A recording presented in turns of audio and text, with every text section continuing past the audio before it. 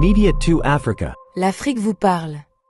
Depuis le 9 octobre dernier, il est strictement interdit de débattre sur la santé du président Paul Biya dans les médias camerounais.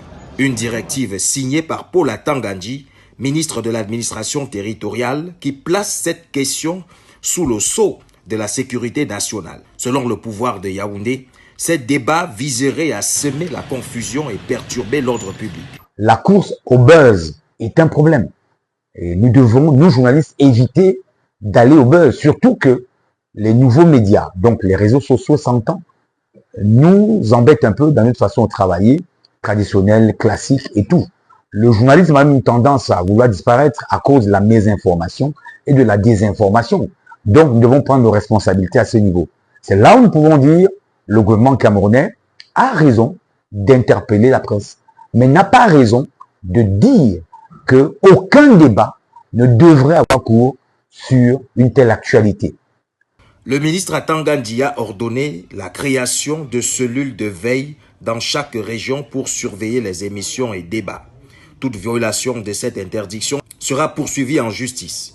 Une interdiction pour les moins liberticides qui oblige certains modérateurs de débat à repenser leur approche. C'est-à-dire, on ne va pas focaliser l'attention sur l'état de santé du chef de l'État, mais on va débattre des questions qui concernent la profession, puisque la presse, c'est la vitrine consacrée à la presse nationale et internationale. Il est donc question aujourd'hui de pouvoir focaliser l'attention sur le débat relatif aux médias classiques et aux réseaux sociaux.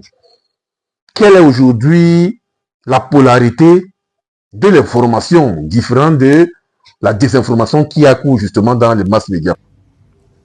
Cette décision fait suite à une série de rumeurs relayées sur les réseaux sociaux concernant l'état de santé et même une supposée mort de Paul Biya, 91 ans sonnés, absent du pays depuis le 2 septembre dernier. Les autorités ont multiplié plusieurs démentis, assurant que le chef de l'État est simplement en repos privé à Genève en Suisse, suite à sa participation au Forum sino-africain du 3 au 4 septembre dernier.